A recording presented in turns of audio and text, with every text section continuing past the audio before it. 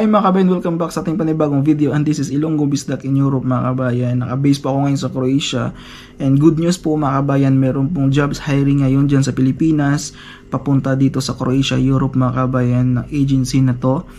And sobrang legit po to mga kabayan, hindi kayo magsisisi mga kabayan, and nirecommend ko tong agency na to kasi alam ko marami nagko-comment sa akin kung ano mga agency na pwedeng applyan papunta dito sa Croatia. Dito kasi sa YouTube mga kabayan, marami pang mga kabayan na hindi nakakaalam kung ano yung mga agency kasi more on sa Facebook lang talaga maraming nag-comment, no? Maraming nag-ano din, nagtatanong. So itong agency na ito mga kabayan, share ko sa inyo is nag-hiring sila ngayon ng housekeeping mga kabayan papunta dito sa Croatia.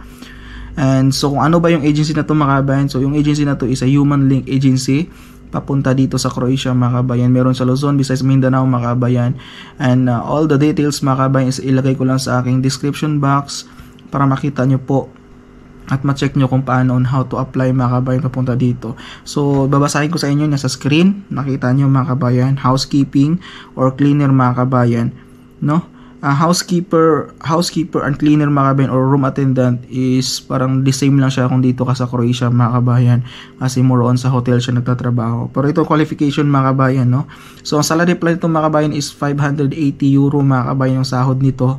So medyo mababa siya, above the minimum, pero pagdating sa Croatia mga kabayan naman is magbabago naman yan.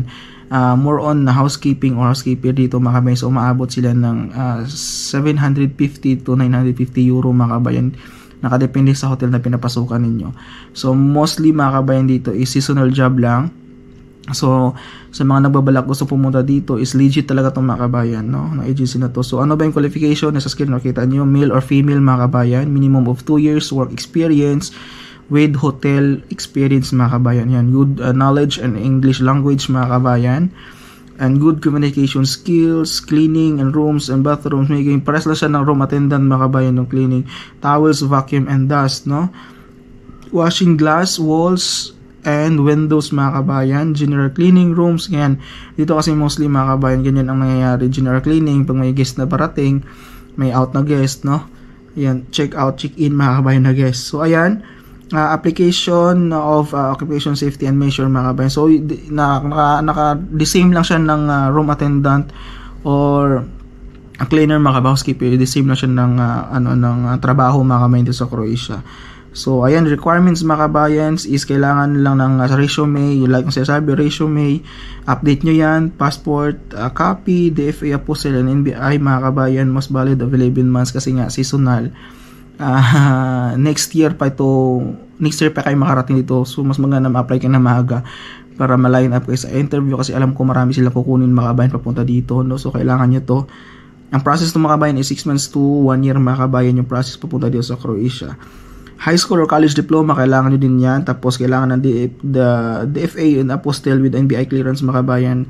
So dapat yung NBI ninyo mga kabayan is naka-apostle na siya, no, kasi yung requirements para sa visa stamping, working permit niya mga kabayan, certificate of employment. Ayan, nakadepende kasi yan sa agency na may hawak sa inyo. So sila is needed nila yung certificate of employment. Minsan naman kabayan wala na minsan naman kabayan wala naman, hindi na may hinahanap yan.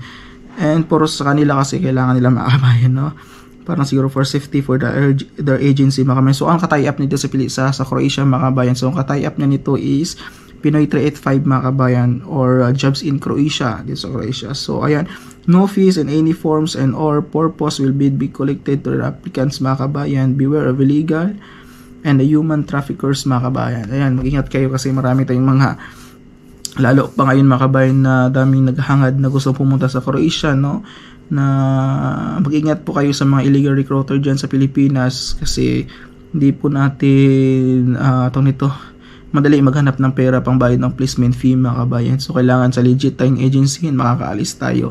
So sa Human Link mga kabayan, mababa lang yung placement fee nila, nasa below 100 lang naman kay mga kabayan yung kanilang placement fee makarating kayo sa Croatia. Sa ibang agency kasi umabot ng 250, 150, 300,000 mga kabayan. So napakabigat. So dito sa Human Link is mababa lang kanilang placement fee. Sa next vlog ko mga kabayan, meron akong kabayan na interviewin dito. Galing siya na Cagayan de Oro. Under siya ng Human Link. Fish farm naman siya mga kabayan. So soon, ma-meet natin si kabayan, no? Ma-interview natin siya kung ano yung process niya, ano yung interview mga kabayan sa kanya ng agency kung ano yung mga requirements, no, papunta dito. So ayun yung mga kami, sana makatulong tong housekeeping or housekeeper cleaner ito jobs hiring mga kabayan sa inyo, no, kung meron kayong experience mga kabayan. Pero pwede din yan yata mga experience kahit nasa mga mall cleaner mga kabayan, as long as meron ka experience of 2 years, 3 years, 4 years mga kabayan, pwede ka dito sa Croatia mga kabayan. And sana makatulong sa inyo, and please don't forget to share this video. Atong ito, subscribe kayo sa aking YouTube channel para ma-update kayo sa panibagong vlog natin mga kabayan, no? And thank you so much sa mga lumang subscriber natin. Ma-reach natin itong 11k subscribers. See you soon mga kabayan. Maraming salamat. Ciao.